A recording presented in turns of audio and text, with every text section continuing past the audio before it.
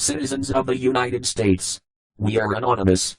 There is a new bill that the United States government has successfully passed. It is called the Stop Online Piracy Act, or SOPA, for short. Also known as the Protect IP Act of 2011. The U.S. Congressional Budget Office estimates that implementation of the bill would cost the federal government $47 million through 2016. It will cost you, the taxpayers, $47 million over the next 4 years.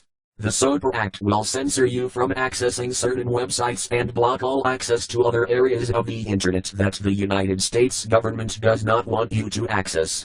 The SOPA Act essentially means that, even if you make a video of your child playing or singing and you have music playing in the background, or video on TV, you are breaking the law, and the government will order the websites that host your content to censor your content because of their new bill.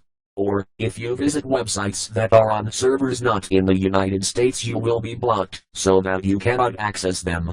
Ask yourselves, who really owns the Internet?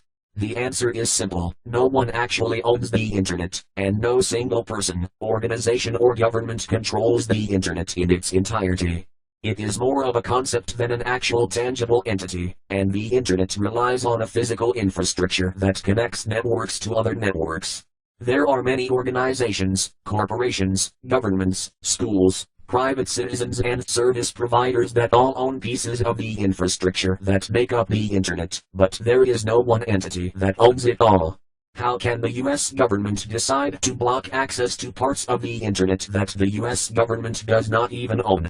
The SOPA Act is a direct violation to people's right to freedom of knowledge and information, and for that violation the United States government is a disgrace to the land of the free that every United States soldier has fought or died for. The United States government is essentially telling the people of the United States that they are free to do as the government tells them. If people do not follow their rules, they will arrest them for making an attempt to learn. But the government will tell the media that these people are getting arrested for acts of treason, domestic terrorism, or internet piracy. As for the United States government, who gave you the right to regulate the people's right to think outside the box and use the Internet as they see fit? If we cut off global Internet, shouldn't we also cut off all foreign affairs? Should we hinder globalization completely? Perhaps all other world trade centers are acts of terrorism by existing, as they use the Internet for commerce. The ambiguity of this bill should terrify you. This video likely will not last long on YouTube. As long as you can, download YouTube Downloader, and help us share this message. If you speak, they have to listen.